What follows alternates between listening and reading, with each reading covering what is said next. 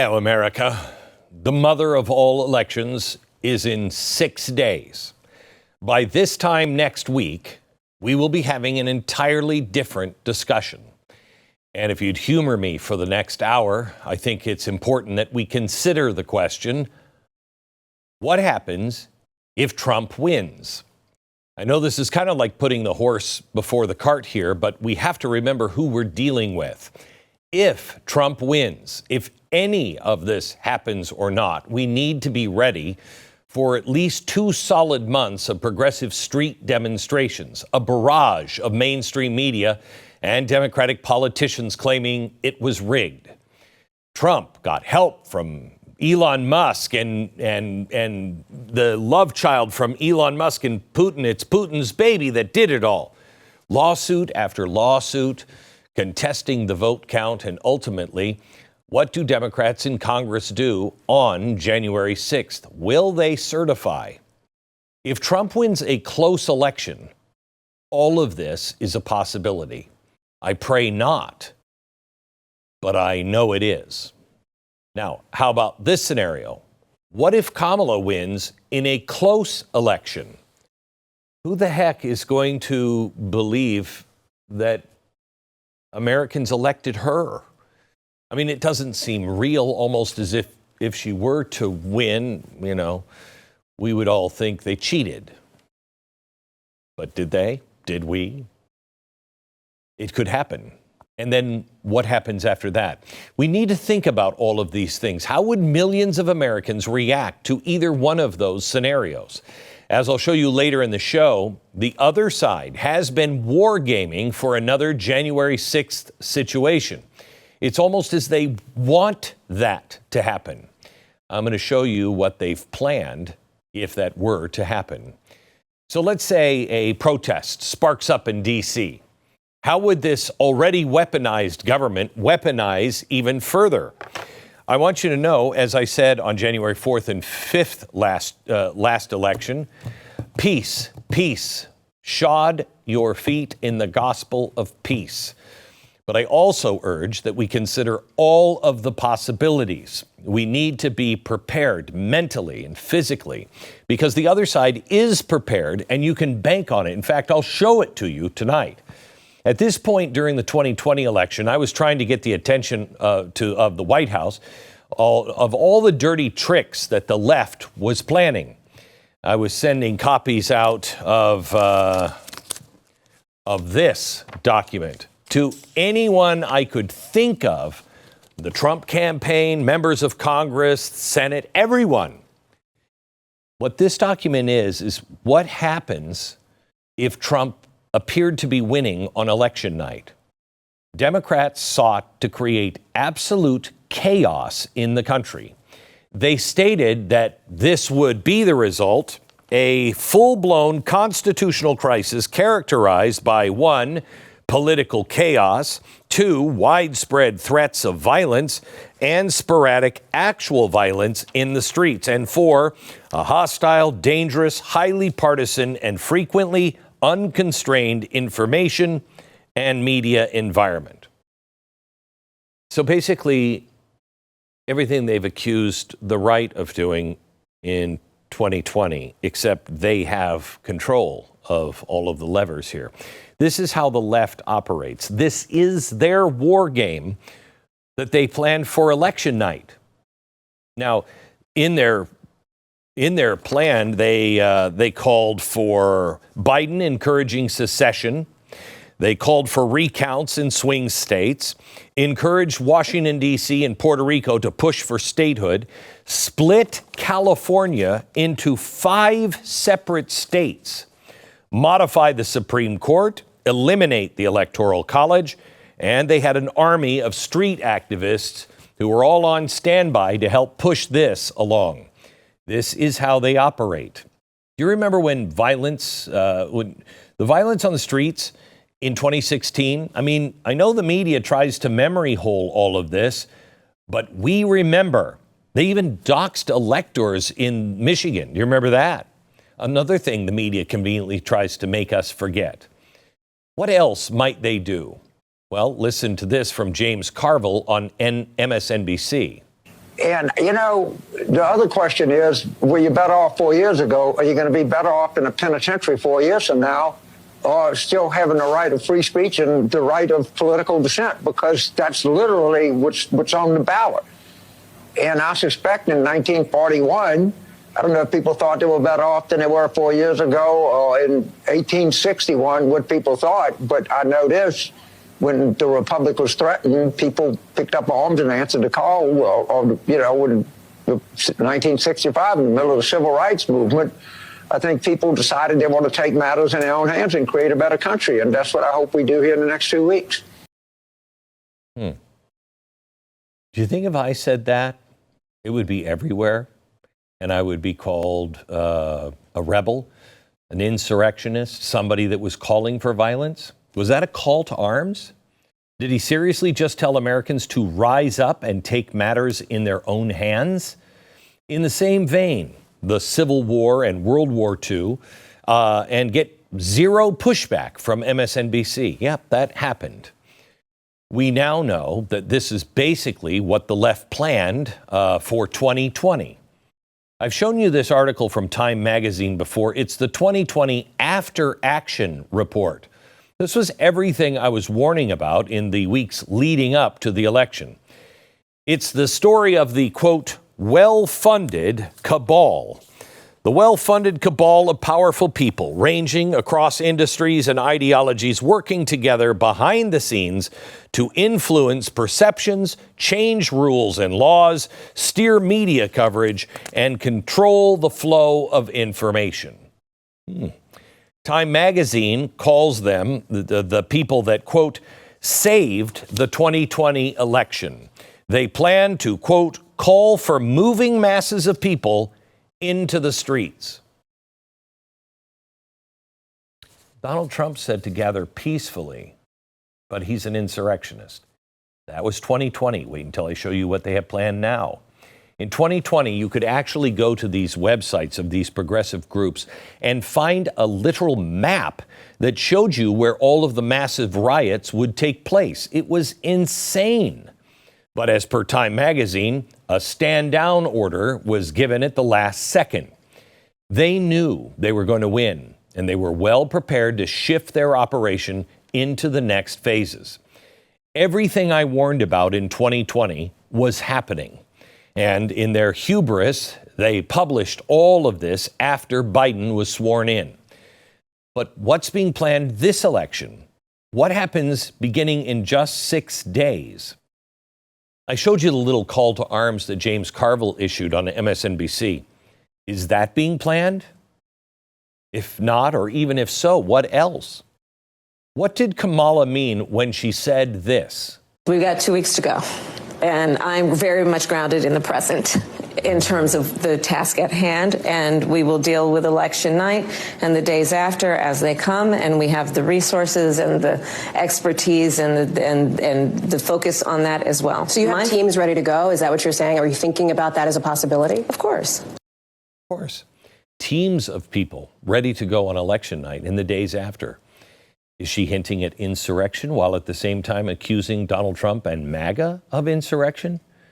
It's pretty bold, but they are the original gangsters when it comes to election denialism. Now, does this hint at a massive election lawsuit? Forced uncertainty? Using all of that to force the hand of Congress when it comes to certify on January 6th? Well, let me tell you what I do know. There are already members of Congress that are signaling that could be the play. Are they gearing up to steal this election? Am I even allowed to say that? Will I be allowed to say that next week? Are the Democrats the only ones that can? One of Obama's former advisors and the chairman of Obama's Organizing Action recently stated, and I quote, Trump is going to try to steal the election. Quote, the truth is, setting up some sort of these legal battles is going to be incredibly important. We know that Trump is going to try to steal this, just as he did last time. So I don't think enough attention is being paid on what's happening in these legal fights. Trump interferes. The election is next week. Are we paying attention to what's happening in the courts? Are we prepared to handle what's being whipped into frenzy? Lucky for us, we have the left's playbook that they designed back in 2020. We know what they planned last time. We know through their own hubris every step along the way. But when we come back, I'm going to show you how they planned to win last time back in 2020. And I'm going to show you what's already been planned and set into motion this time. Next.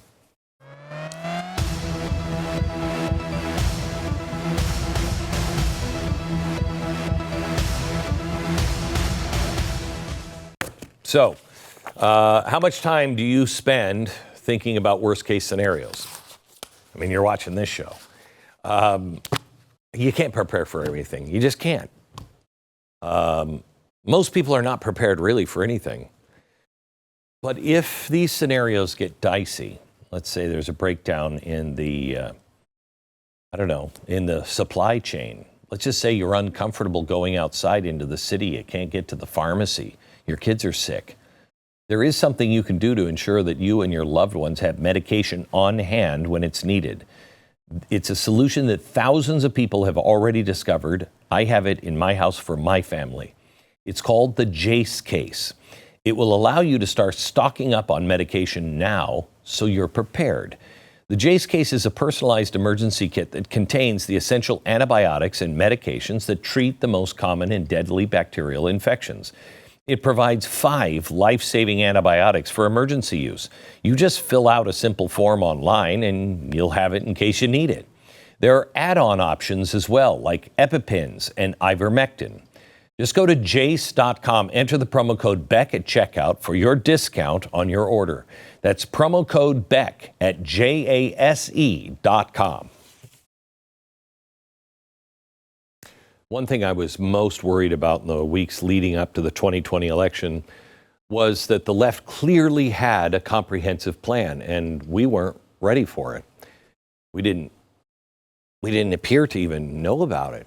I was all but screaming for people to pay attention.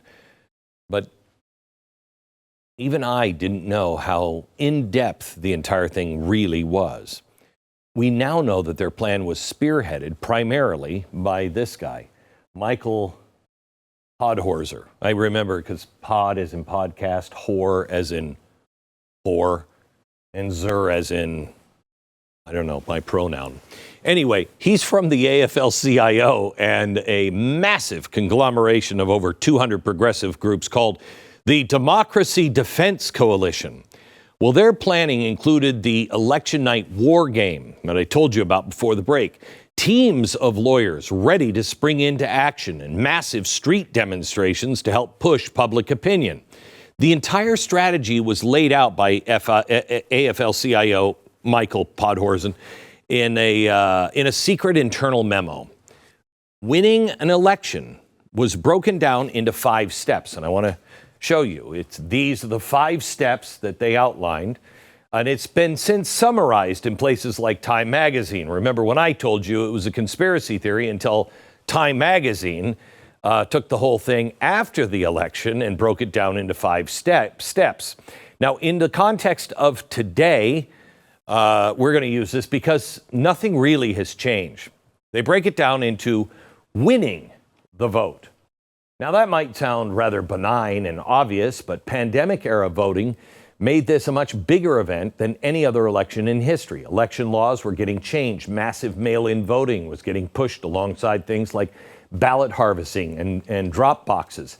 Battalions of lawyers were employed by the left to ensure that this would go unchecked back in 2020, and it's the same exact strategy today. Kamala has already promised teams of lawyers at the ready. Democratic Mayor Marc Elias, lawyer Marc Elias, he stopped over 60 election-related lawsuits last time, but now there are more. Here's Marc Elias on what's in store for us in the days and weeks ahead. It's only mid-October, and there have already been 179 election lawsuits in 38 states filed this year, meaning that 2024 has already been the most litigious year for election and voting cases in American history. I mean, look at this guy. He loves this crap. 179 election-related lawsuits spanning 38 states just this year. He's calling it the most litigious election in American history. And he should know, because they're his. The election hasn't even happened yet. Get ready, because it is coming. All the things that make us question the election, the mass mail-in voting, drop boxes, harvesting, all of that is part of first step, winning the vote. The fight goes on. Think how bad this is going to be next Wednesday if it's not a blowout, the day after the election. But it's not just operatives like Elias. This time, Biden and Harris Department of Justice is joining in on all of the fun. The DOJ has already sued Virginia, Alabama, and Wisconsin. They've already said that they're going to be showing up at all of the polling places and the vote counting places in Arizona. Why? Well, these states had the gall to remove non-citizens from voter rolls and switch to only paper ballots and hand counting. Seems pretty reasonable, but that doesn't fit into step one, winning the vote. So they'll be there. Step two, winning the count. This is important. Normally, this would be benign, but not anymore in America. This is why they'll say at some point on Monday night, well, we're not going to hear the final tally tonight. Really? Wow, that's weird. These progressives keep going backward in time. If the votes are legitimate, why make such a big deal out of this? Why does it take so long? Now, think about the left's mindset here. Election laws are now shady. A vast amount of the country doesn't trust mail-in voting, drop boxes, and harvesting. There are going to be disputes, and they have the teams of lawyers ready to go. The 2020 election war game mentioned multiple recounts to be called in for swing states. I think that's probably a given this time. How controversial will it be? And will Democrats ever accept the results? The next few weeks are going to be dominated by the lawyers, and we need to be prepared for that, because the next steps are when things start to get crazy. 3, winning the certification. Now, this is only an issue if they expect that the vote count will be so contentious that there's a major controversy. Before this, on January 6th, remember, I think it's December 18th, they have to seat the electors. Well, there's already talk that they're not going to seat the electors. Speaker Johnson stated recently that he expects Democrats to object to the electoral count if Trump wins. He didn't say, yeah, well, maybe, probably. You know, they might. He said he expects it to happen. And Democrats like Jamie Ruskin have already signaled that that might be the plan, you know, if Trump interferes with the process. And that goes into step 4, winning the Electoral College. Representative Raskin said Trump is, quote, doing whatever he can to try to interfere with the process, whether we're talking about manipulating the Electoral College counts in Nebraska or manipulating the vote count in Georgia. Just watch. They will claim the Trump campaign is engaging in some sort of shadiness with the electors and the Electoral College. And just like that, they'll have their reason to upend certification on January 6th. We are all being primed for this. I don't know. Did you see the article from Politico? It was the very real scenario where Trump loses and takes power anyway. Really? Are you kidding me? Read this article in full, because I have a sneaky suspicion that they will try and accuse Trump of every single thing that is listed in here. One of them is to, quote, he will rely on congressional Republicans to endorse these alternate electors when they convene to certify the outcome. By the way, if it's the other way, Democrats will do exactly the same thing, but it won't be a big deal because they did it. He will try to ensure that Harris is denied 270 votes in the Electoral College, sending the election to the House, where Republicans are likely to have the numbers to choose Trump as the next president. They clearly have a plan, and it feels like we are being set up here. And finally, the very last step is winning the transition. I don't even know what that means. Wouldn't the election be considered over at that point? Well, not according to the left's playbook. They state, quote, winning the transition, steps that are normally formalities, but they knew that Trump would see as opportunities for disruption.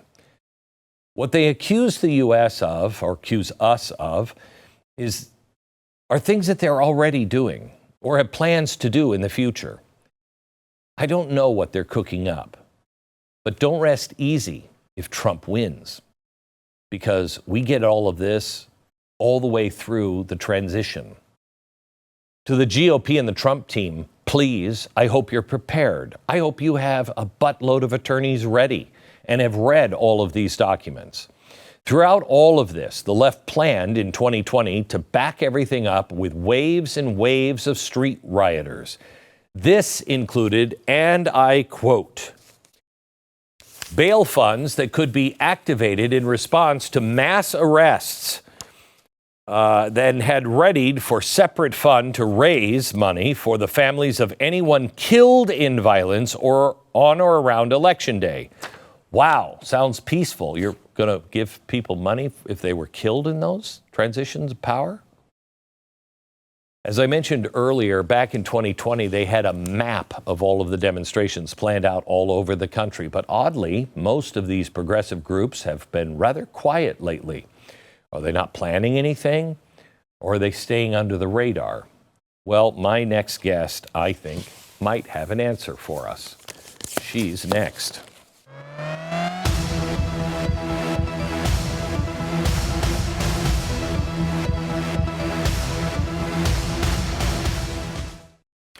There are several ways you can try to deal with the aches and pains in your life. Probably the most popular one is taking the stuff that only masks your pain.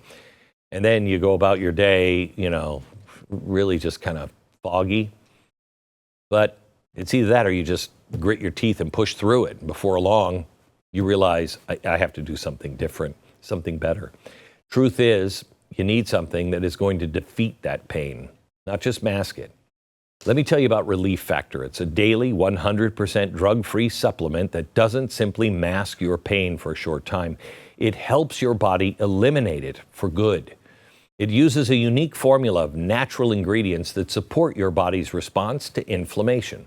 Over 1 million people have tried Relief Factor, and 70% of them have gone on to order more. So give Relief Factor a try with their 3-week quick start. It's only $19.95. It's less than $1 a day. Try it now. See if it can help you turn back the clock on pain. Visit relieffactor.com or call 800-4RELIEF, 800-4RELIEF or relieffactor.com. Joining me now is journalist and author Asra Nomani. She is a former Wall Street Journal reporter, a former Georgetown journalism professor, among many other things on her resume. She is also an expert on Islamic extremism, terrorism, and countering radicalization. Most recently, she's been digging into the malign foreign influence behind the anti-Israel protest movement. Asra, welcome to the program. Let me start with what you're doing right now. This movement on our campuses has been a lot quieter than they promised to be last spring during the fall. Is that coordinated with the left? Is that going to pose a bigger problem once the election happens? Oh, it's absolutely coordinated with the left. The Islamists, as you know, are the radical Muslims who want to not only overthrow the United States, but the state of Israel. And so they came together in this network that I call the woke army, the red, which is the communists, and the green, which is the Islamists.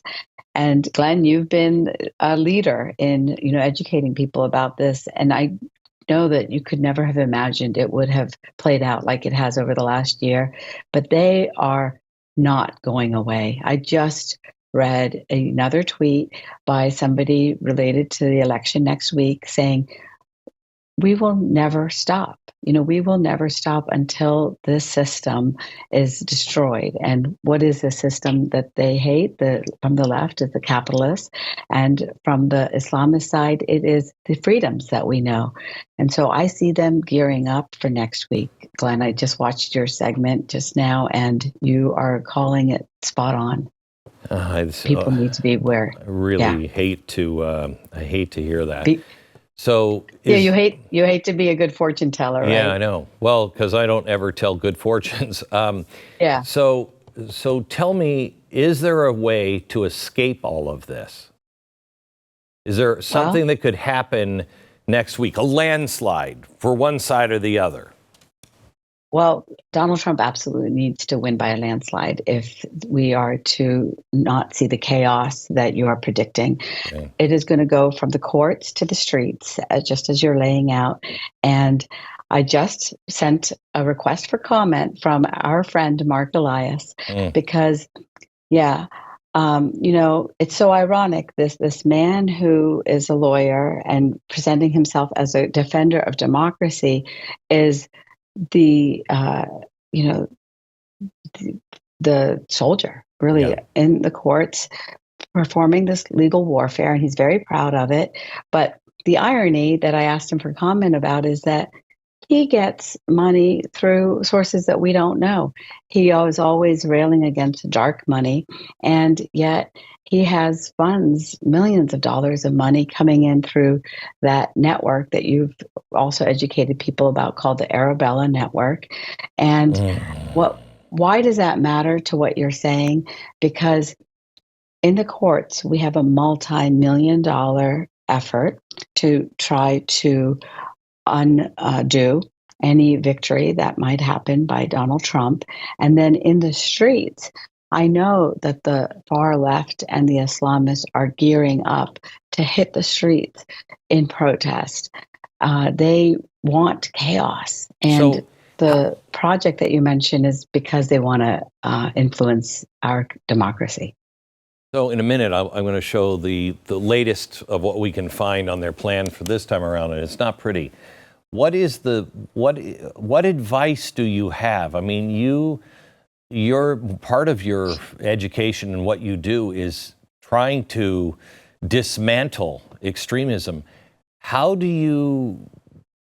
What's the best thing that the Trump supporter can do when they're watching their country burn down, if that happens? Well, I take a lesson from Martin Luther King's Nonviolence Project. He says the first thing that we have to do in any effort is educate. And so I'm going to quickly inoculate folks to what they're going to see next week. So this is a poster from Donald Trump's victory in 2016. And you laid out for folks how this was played out in 2020, but it went as far back as 2016. Immediately, the Muslim organizations came out with these slick and glossy posters about their Muslim vote. And what did they immediately do? They galvanized on the streets with the far left. And these are the images, right, that we love of a democracy, the Statue of Liberty, and what they talked about was the alleged Muslim ban that they were hyperbolic about. Yeah. And what they had is their convenient hashtag. So people need to understand that this is an orchestrated effort, first of all, and that it is led by institutions and organizations, many of them getting support from like-minded ideologues in China, Iran, Russia, and even North Korea. And so first of all, know that this is not just spontaneous, as CNN and MSNBC will report. I'll be there at the White House, and I will see these signs, just like the ones I'm going to show you right here. What is that about? It's about Iran, and this was after Donald Trump came to office, and it was about Iran. Diplomacy makes us safer, and it was about diplomacy with the theocrats of Iran. And what's the fine print, Glenn? Can you read it? MoveOn.org, it looks like. It's MoveOn.org. Jeez. And what was MoveOn.org? Yeah. What was MoveOn.org? It was created after President Bill Clinton got into a little bit of trouble, and the left and the Democrats wanted to MoveOn.org. Yeah. And so if Donald Trump has a victory on Tuesday, they will want to move on to repeal that victory. So just like you said, a landslide is needed. Let me ask you, you have written about how this coalition is kind of shaking apart, and you're seeing it with the Muslim communities. Tell me about, is it shaken apart enough to break it, or what are you seeing? Well, it's such shifting alliances, and they are not to be trusted. So what has happened right now is, for two issues, the traditional Islamist and Muslim establishments are breaking away from the Democratic Party. And so one issue was after October 7th, and the Democratic Party didn't, go all in supporting Hamas. And then the second issue was this war on children that's happening in K through 12 schools. So former President Trump received a ringing endorsement from Muslim organizations and imams even in Michigan this last weekend. And they cited the schools and K through 12 curriculum as one of the reasons why they were aligning now with Donald Trump. And then the second issue is that we have Muslims who are saying that they will not vote for Kamala Harris, but they're going for Jill Stein or Cornel West. And they're called uncommitted, but they're shifting that way. And I want to just show people how they are going after the Democratic Party. They created this poster in which they coined "Stop Genocide Joe" and "Stop Killer Kamala." Wow. Because how are they united? They want to destroy the West. Yeah. So that's why I know it's sometimes easy to say, oh, they're always in bed with the Democrats. But the truth is, they're going to throw the Democrats under the bus, just like they always do, to get to their end goal. Asra, I'd love to have you. America. I'd love to have you on either later this week or early next week to prepare as many people as possible to be ready for what is coming next week. I pray for a landslide, but I don't know how likely that is. But you're right, it's going to take that to be able to survive this like a normal election, I fear. Asra, thank you so much. Yeah. Thank you so much, Glenn. Thanks for all your work. You bet. By the way, the name of her book is Woke Army, and everything she's written is very well worth the read. All right, back in just a second.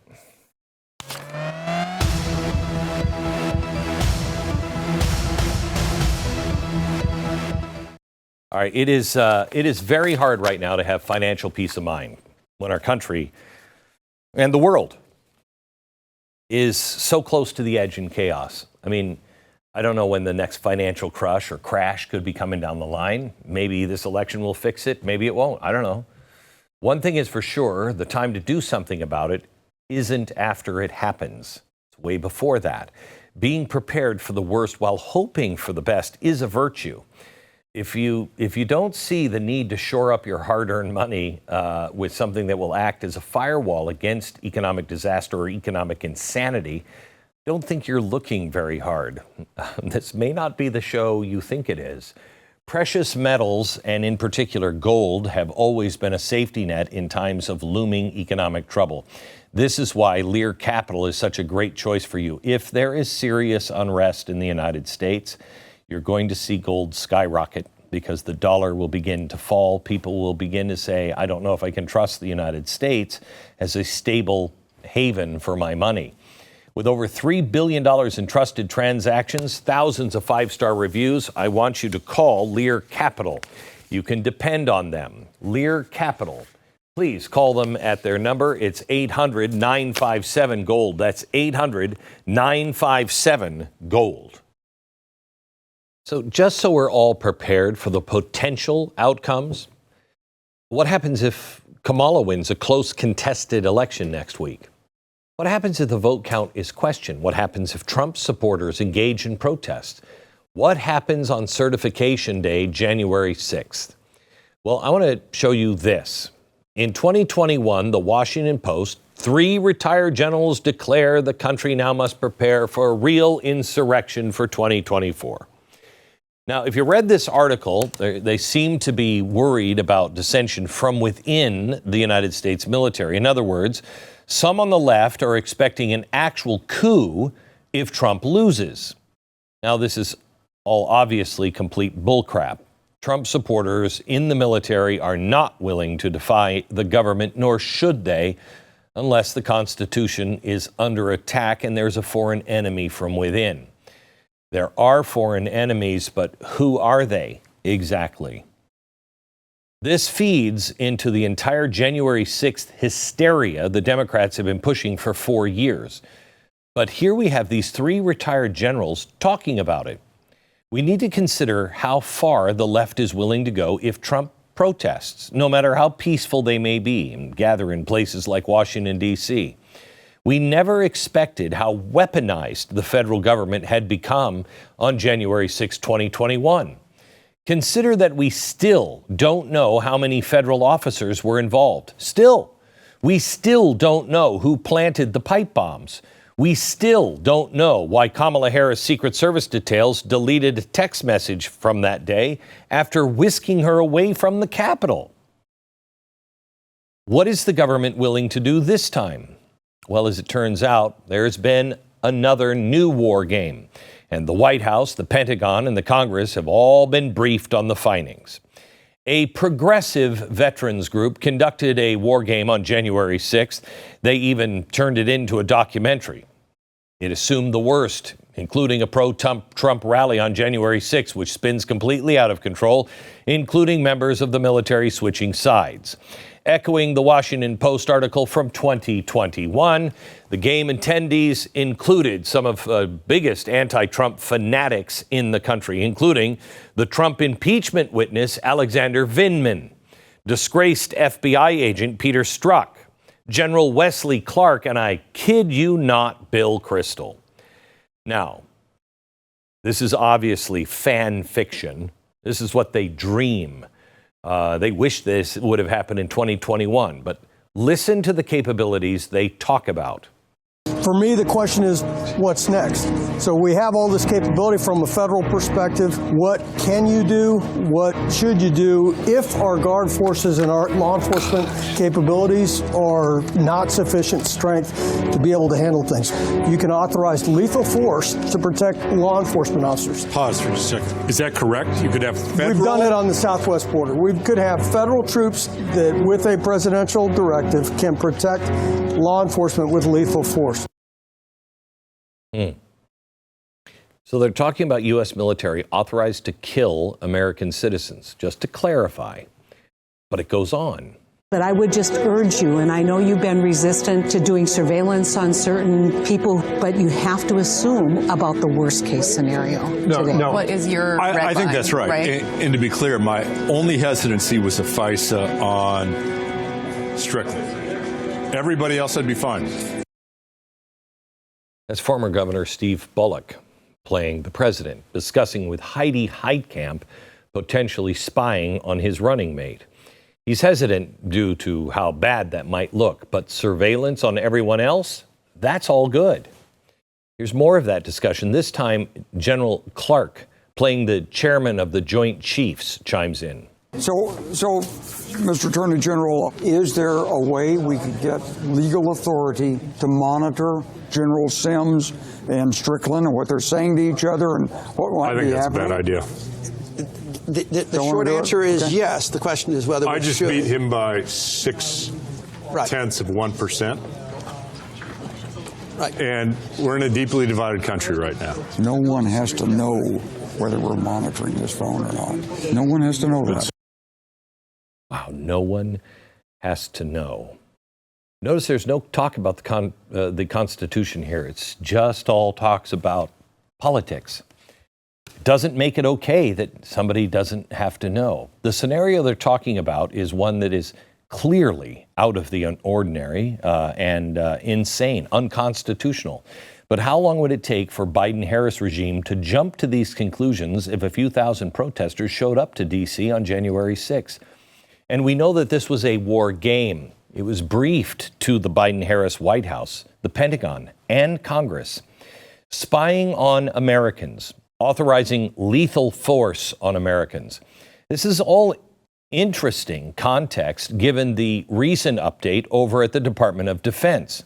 About a month ago, the Pentagon revised DoD Directive 5240.01. This is a directive that actually dates back to the Cold War and stipulates guidelines for if or when the U.S. military intelligence can assist domestic law enforcement.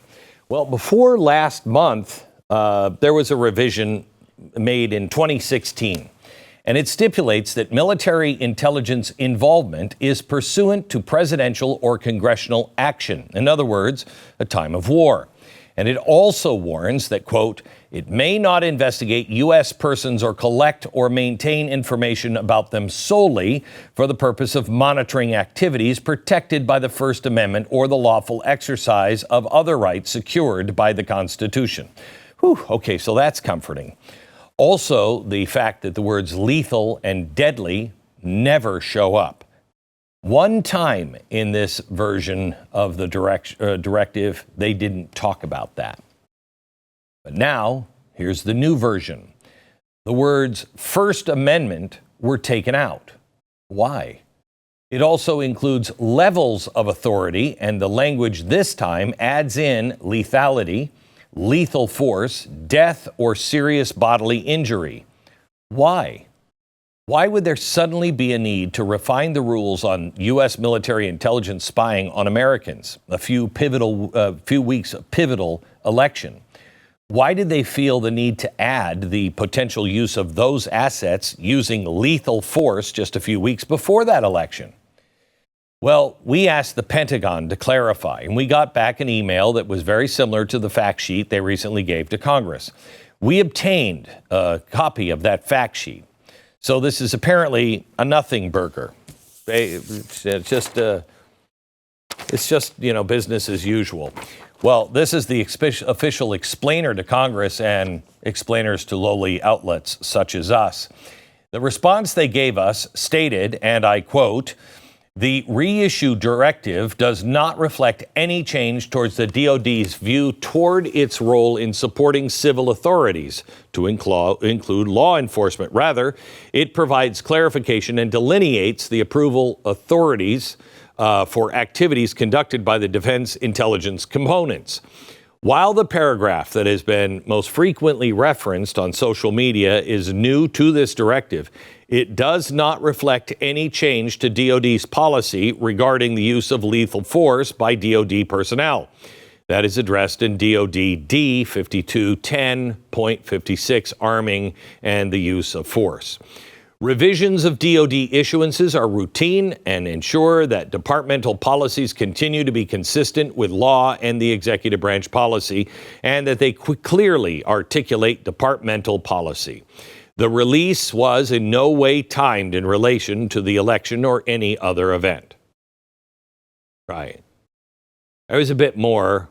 We have the full statement up at glennbeck.com if you want to read it. But let me just summarize. Nothing to see here. The timing on the election is just a coincidence. And even though they added scary words, it doesn't change the meaning. And the DoD directive that they listed shows up as business as usual. DoD 5210.56. Now, what the hell is that? Well, here it is. And to me, this looks just like guidelines for the military that do security around their own bases and things like that. Now, is it just me, or why is this being used as the example? This just is business as usual. Could be nothing, could be something. We really don't know. The government language, as usual, is so full of bureaucratic bullcrap, it's impossible to detect. This is a recent fact check done by the University of Washington. They state that, quote, the spread of this story is due to a data void. In other words, nobody's telling anything, so we don't know, so people speculate. At any rate, I find it suspicious, given the left's recent January 6th war game and what they discussed. Were these revisions made because of this war game? Just to reiterate one more time, everyone was briefed, including the Pentagon and Congress and the White House. Is there something being planned for Certification Day? I don't think so. but I don't know anymore. Here's what I do know. You've got to get out and vote. Be safe. Do everything in the name of peace. Pray. Pray for our republic. I'm going to have more about this on radio tomorrow. I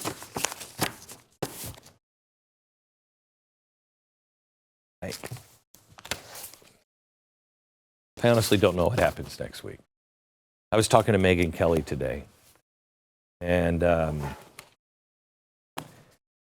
we were talking about the silencing of voices. What just happened to Tucker Carlson and Ben Shapiro? They're clearly being set up by the New York Times and the left as extremists that need to be shut off on YouTube. That's going to continue. If they get their way, or God forbid, there is trouble, you will lose voices like mine and like hers. Now, just a few years ago, she was like, oh, I hope none of this crazy stuff happens. And Glenn, you're usually so far ahead that we got lots of time. And I said, I don't think we do. Today, she told me how worried she actually was about the future. I mean, she said she had great hope that things were going to work out, but she kind of sounded like she wanted to hedge that bet a little bit, and so do I. I actually feel very optimistic about the actual vote. But can we trust the actual vote? And will the vote actually matter? I hope so. We just have to stay calm. You have to prepare. You have to prepare your kids mentally and physically that the world could change rapidly beginning next week. I also, and I hate to put this in because it feels like a shameless plug, but it's one of the reasons why I wrote it. I again don't know if voices like mine are going to be available in, let's say, the next year. I don't know. I hope so, but I don't know. The reason why I wrote Propaganda Wars is to be able to give you the skills that I and my team have worked on for 15 or 20 years. We lay out how we spot fraud. How do we know? What are the questions we asked? Who do we go to? How do you trust anyone? It's all laid out for you, because if voices are silenced, which I believe they will do in case of an emergency, you may be the only source that people trust. You may be the only one people can go to. You have got to make sure you are right.